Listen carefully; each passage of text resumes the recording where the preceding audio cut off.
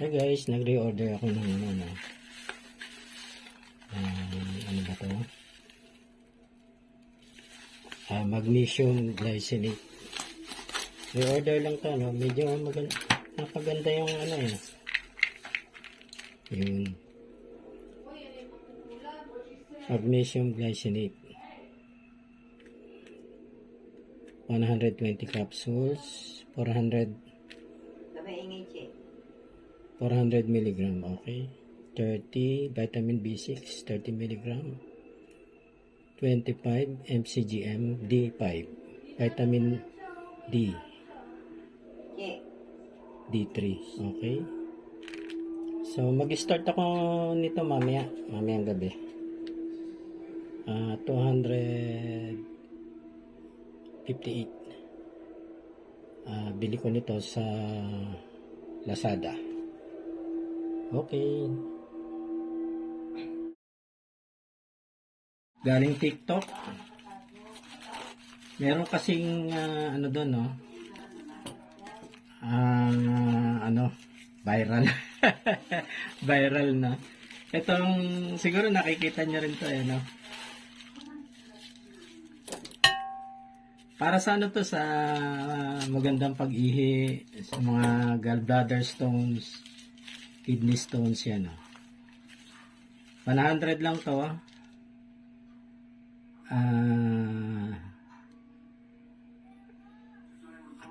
May batch number, no? Tapos manufacturing date March 26. Ang expiry niya March 28. Okay.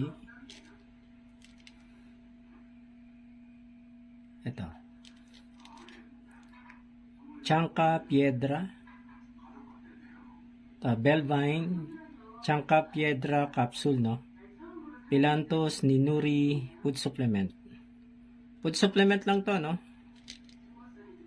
Bali 6, hindi ako nagkakamali, 100 pieces capsules, 500 milligram, no? Tapos ang recommended use as dietary supplement, take 1 capsule daily with meals as recommended by your health provider. Ayan. Product of the Philippines. So, supplement, no approved therapeutic claims talaga to, no, pagka ganito ang mga supplements. So, hinto muna ako sa naubos ko na yung aking tongkat ali.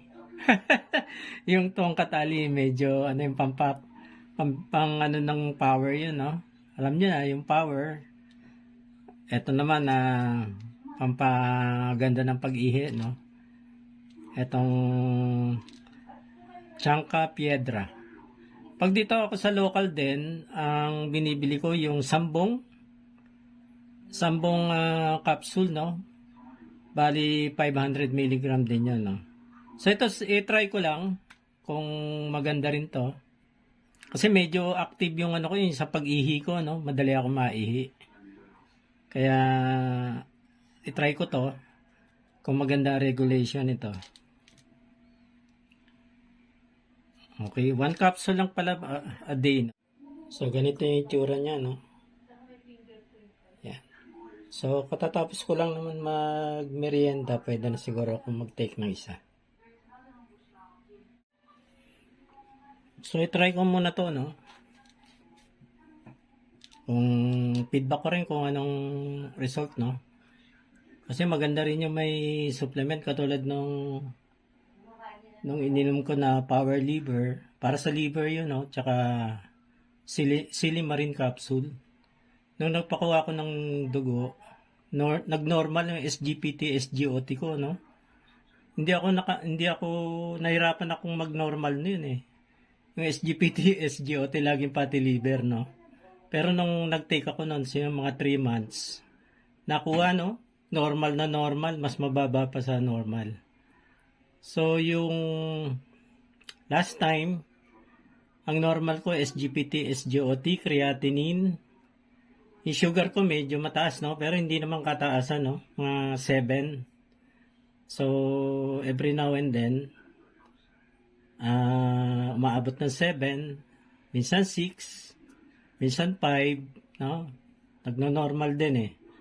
Mas maganda hindi siya steady, no? Hindi siya steady, nagbabari din siya kada blood test, no? Kasi mahirap mag-stack up sa isang reading, no? Lalo na mataas yung reading. Kailangan bumababa, tumataas. So depende rin sa lifestyle, no, dun sa pagkain, sa pag-exercise, no. 'Yun, kaya yung sa akin talagang palagi ko ng problema yan eh, yung diabetic. Since ano pa yan, 2000, no? 2000, hindi ako nagkakamali, 2004 o 2005. Yun. So, type 2 diabetes. Ano lang ako, panay, ayoko magsaksak, no? Panay, ano lang ako, yung, maintenance capsule, no? Yun lang. Okay naman ako na doon. Hindi naman hindi conforme rin kasi sa nararamdaman ng pasyente, no? Kung palagi ka nanghihina o medyo ano ka na no, medyo mataas na yung ano noon, antukin, nanghihina. Yan yung mga mga signs ng diabetic, no? Tsaka yung palaihi sa gabi. Isang signs din yan, no? So, yan yung inaabatan natin pagka may edad ka na. Yung sa cardio naman, malakas ang cardio ko, no? Sa heart, wala akong problema. Problema yung sugar, blood sugar, tsaka minsan-minsan cholesterol. Pero yung cholesterol naman, pagka nagano ka naman, naginom ka ng gamot, after 1 month, kaya namang yan, ibaba, no? So, depende na rin yung sa kinakain. Yung cholesterol. Yung uric acid naman, katulad ngayon, yung palagi ako normal sa uric acid. Ngayon naman, medyo mataas. Yung, kaya pala nakakaramdam ako ng pananakit ng tuhod, no? Tuhod yun eh. Yung parang rayuma. Rayuma yung nararamdaman mo. Kaya, ayun, may gamot ako meron akong gamot sa uric acid, sa cholesterol, at saka dito sa sugar, and ano pa ba? Cholesterol yan. So, yun yung mini-maintain ko ngayon, yung 4. So, since nakakuha naman ako ng gamot na sa center, so 3 months yan, ang ideal, no, quarterly nagpapakuha ka ng dugo, tapos papabasa mo. Kung merong matataas na readings, papareseta ka ng gamot, no? Then 3 months ulit. For 3 months, after 3 months, magpapakuha ka na ulit. Yun lang. Kung yun lahat ng senior, mamimaintain lang nung ganong pagpapacheck up, hindi naman magkakaroon ng problema, no? Magiging maigi naman yung yung pagdadala mo ng ng katawan mo. So yun lang guys. Ito ngayon ako magi-start 1 capsule a day.